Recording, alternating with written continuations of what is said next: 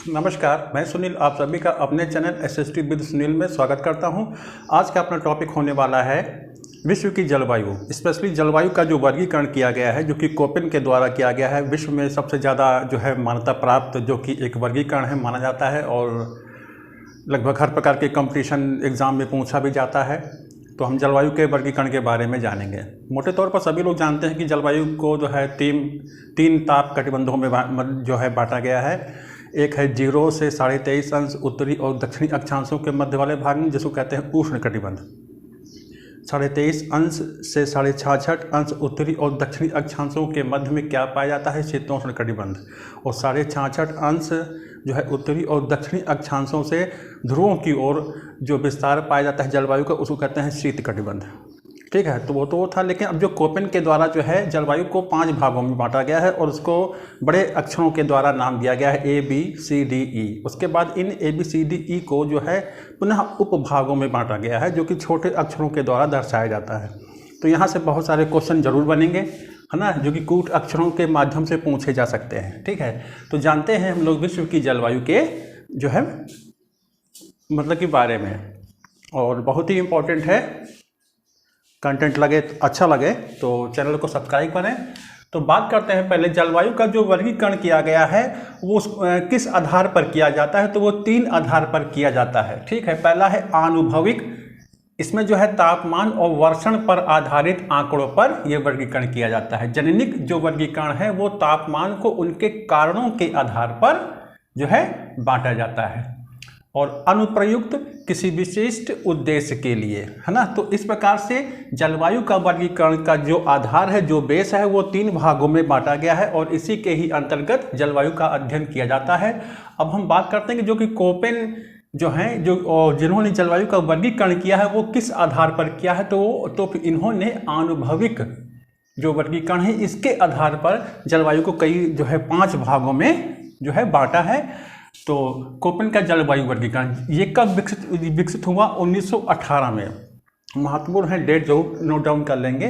तो कोपेन का जो जलवायु वर्गीकरण है ये कब विकसित हुआ? 1918 में। और इन्होंने जो है आनुभविक आधार पर जलवायु को वर्गीकृत किया।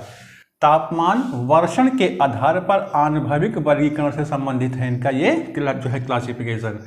अब बात करते हैं जलवायु समूहों, है ना।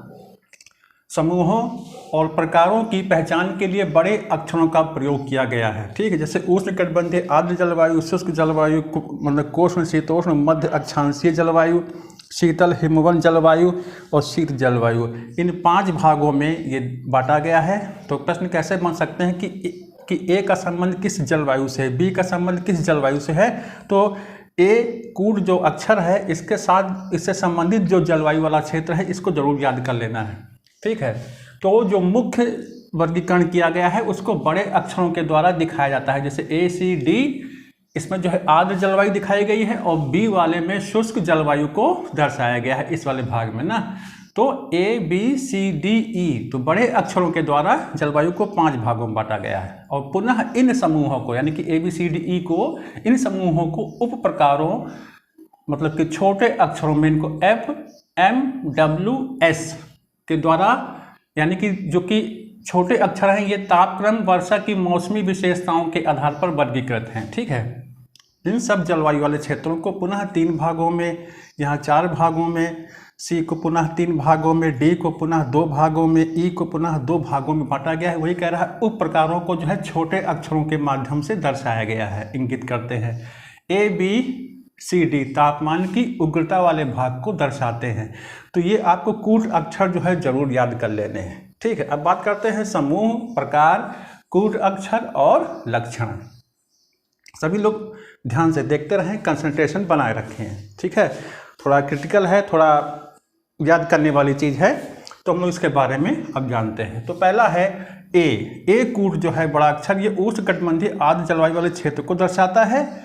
इसको पुनः 3 भागों में बांटा गया है, और देखिए यहाँ पर FMW छोटे अक्षरों में दर्शाया जा रहा है। ठीक है, तो उष्णकटिबंधीय आर्द्र जलवायु को AF के द्वारा दर्शाया जाता है।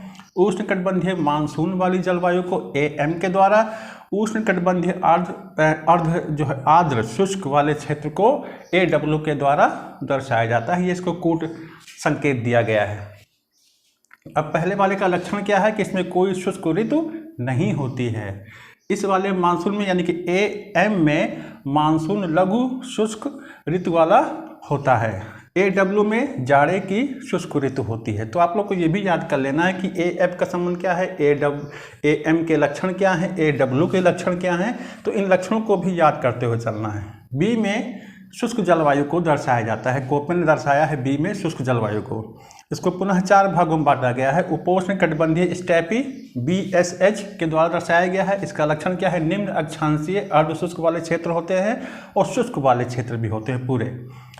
फिर है उपोष्ण कटिबंधीय मरुस्थलीय भागों को BWH के द्वारा दर्शाया गया है। ये निम्न अक्षांशीय शुष्क लक्षण वाले होते हैं। फिर है मध्य अक्षांशीय स्टेपी, इसको BSK, मध्य अक्षांशीय अर्धशुष्क वाले इसके लक्षण होते हैं। मध्य अक्षांशीय मरुस्थल को BWK के द्वारा दर्शाया गया है। इसका लक्षण क्या है कि इसमें मध्य अक्षांशीय शुष्क क्षेत्र वाले मतलब कि शुष्क क्षेत्र इसमें आते हैं। अभी हम ये भी जानेंगे कि AM AW में कौन कौन से क्षेत्र आते हैं, हम ये भी जानेंगे। यानी कि उष्णकटिबंधीय आर्द्र वाली जलवायु कहाँ पाई जाती है, उष्णकटिबंधीय मानसून जलवायु कहाँ पाई जाती है। तो हम जानेंगे कि ये सब जलवायु वाले क्षेत्र कौन कौन से हैं। अभी लक्षण जानते हैं। फिर C में आता है कोष्ण शीतोष्ण मध्य अक्षांशीय जलवायु वाले क्षेत्र। पुनः इसको 3 भाग में डिवाइड किया गया है। आर्द्र उपोष्ण कटिबंधीय जलवायु, इसको CFA के द्वारा दर्शाया गया है।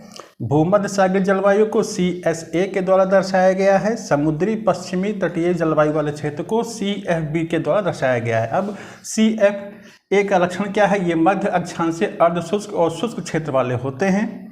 CSA जो है ये शुष्क गर्म ग्रीष्म क्षेत्र वाला होता है। CFB जो है ये कोई शुष्क ऋतु नहीं होती है, यहाँ पर कोष्ण शीतल ग्रीष्म जलवायु वाला ये क्षेत्र है। अब बात करते हैं D है शीतल हिमवन जलवायु वाले क्षेत्र। 2 भाग में बांटा गया है D को। पहला है आर्द्र महाद्वीपीय जलवायु और उप उत्तर ध्रुवीय जलवायु।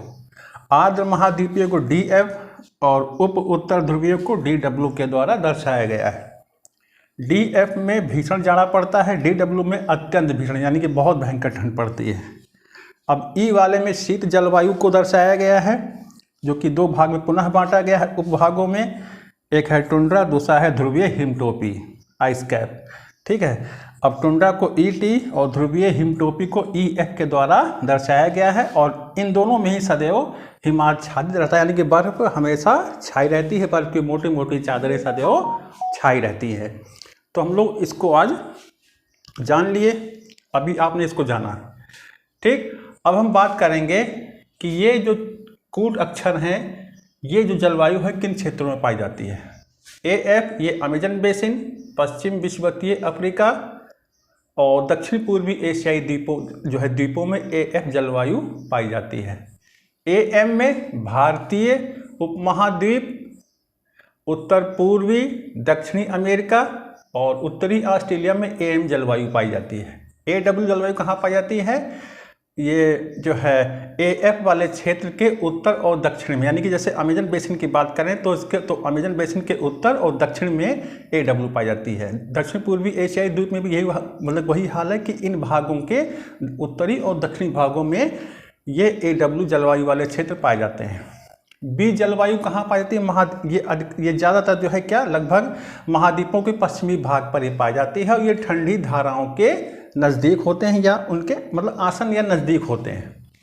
CFA जलवायु वाले क्षेत्र कौन से हैं, ये महाद्वीपों के पूर्वी भाग में होते हैं। जैसे पूर्वी USA संयुक्त राज्य अमेरिका, दक्षिण पूर्वी चीन में, दक्षिणी जापान में, उत्तर पूर्वी अर्जेंटीना, तटीय दक्षिण अफ्रीका और पूर्वी ऑस्ट्रेलिया में CFA वाली जलवायु पाई जाती है।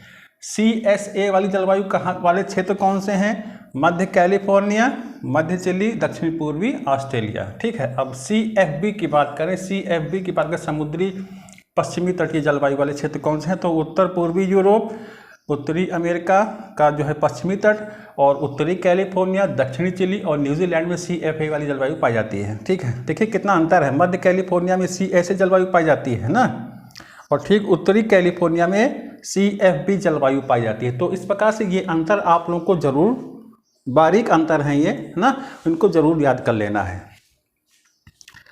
अब बात करते हैं कुछ DF वाली जलवायु के। ये समुद्री DF जो है ये समुद्री पश्चिमी तटीय जलवायु और मध्य अक्षांशीय स्टेपी जलवायु से ध्रुवों की ओर विस्तृत होते हैं। कौन से DF जलवायु? और ये DW जो है ये उत्तर पूर्वी एशिया में जो है पाया जाता है। अब बात करते हैं, लास्ट है E। तो ये ET जो है ये टुंड्रा प्रदेश में पाया जाता है। सभी जानते हैं साइबेरियन क्षेत्र के पास जो पड़ता है टुंड्रा प्रदेश, जैसे रशिया के आगे आर्कटिक वाले भाग से पहले जो पड़ता है वो टुंड्रा। उसके बाद EF वाला जो भाग है EF, ये ग्रीनलैंड, है ना, और अंटार्कटिका के आंतरिक भागों में EF वाली जलवायु पाई जाती है, जो कि सदैव बर्फ से ढकी रहती है ना। तो इस प्रकार से आप लोग को क्या याद कर लेना है, इन सारी जलवायु वाले क्षेत्रों को याद कर लेना है। इनका वर्गीकरण ये A, B, C, D, E 5 भागों में कोपेन ने विश्व जलवायु को बांटा है। और छोटे अक्षरों को जो है मतलब के माध्यम से किन चीज़ों को दर्शाया जाता है, यानी जलवायु के उप प्रकारों को जो है छोटे अक्षरों के द्वारा दर्शाया गया है। तो इस प्रकार से ये कूट अक्षर जरूर याद कर लेंगे और ये जलवायु का वर्गीकरण। ठीक है, तो ये था आज का अपना कंटेंट। तो मिलते हैं आपको नेक्स्ट वीडियो में। कैसा लगा तो ओके, और प्रिपरेशन अच्छी करते रहें और खूब मेहनत करें। तो मिलते हैं आपको नेक्स्ट वीडियो में। धन्यवाद।